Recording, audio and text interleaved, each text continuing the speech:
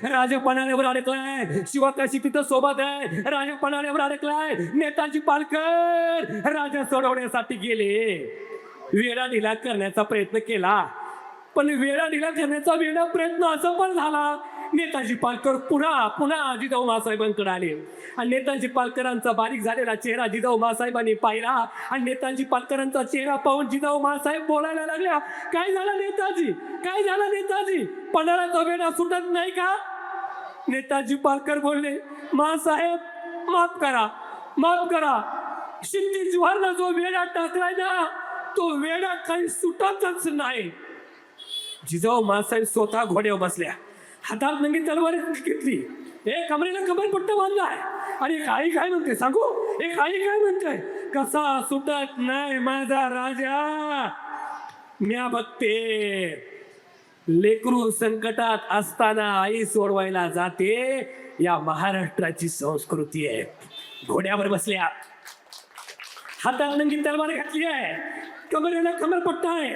जिजाऊ मासाहेब घोड्यावर बसल्या, नेताजी पालकर पुढे आले.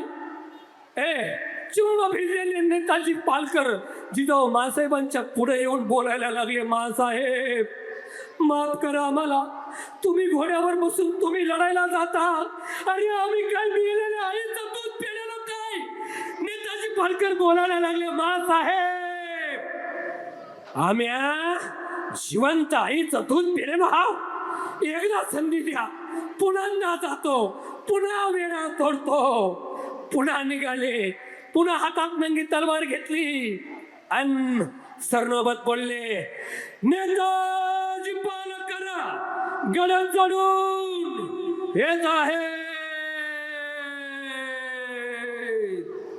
नेताजी पालकर गड चढून आले, घोड्यावर बसले, हातात नंगी तलवार घेतली, पुन्हा वेढा तोडण्यासाठी गेले. पुन्हा प्रयत्न केला, पुन्हा असफल झाले.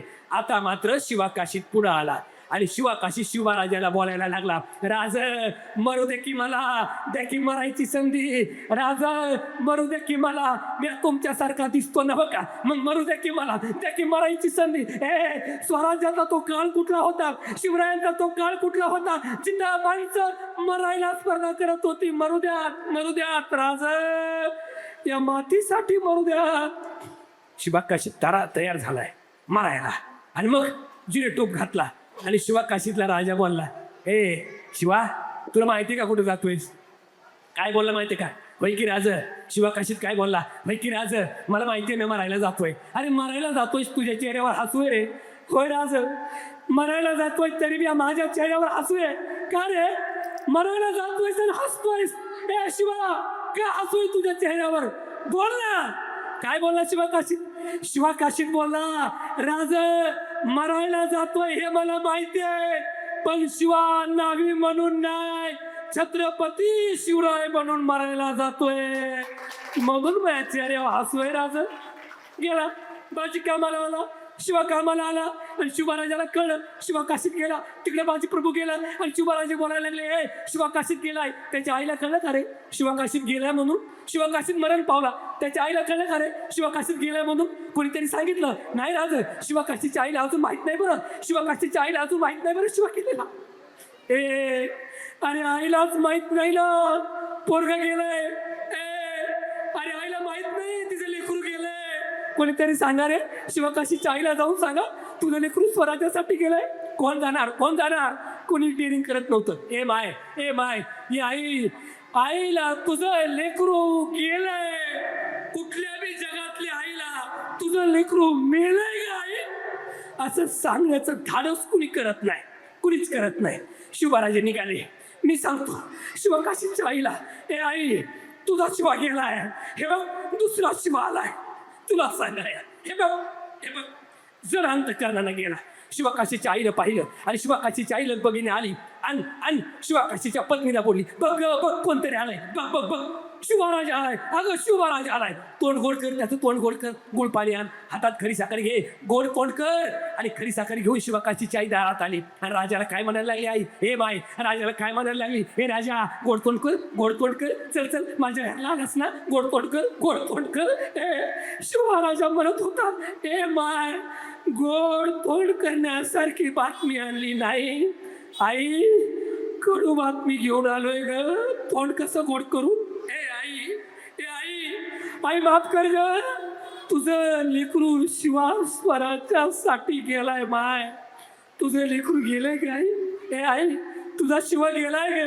ए आई आई आई, तुझा शिवा गेलाय ग, स्वराज्यासाठी गेलाय. मग आईच्या डोळ्यामध्ये पाणी आलं आणि डोळ्यातलं पाणी गालावर आलं आणि हुंद केलीत आई रडायला लागली. आणि तेव्हा शिवराजे बोलले, हे आई, हे आई, अगं रडू नकोस, वीरांची माता आहेस तू, तुला रडणं सोबत नाही. अरे काय म्हणली माहिती का शिवकाशीची आई, शिवकाशीची आई म्हणली, होय होय रे राजा, मी माझ्या लेकरासाठी नाही रडत. ए राजा, मी माझ्या शिवकाशीसाठी नाही रडत आहे, मी त्या भगवंतासाठी रडते.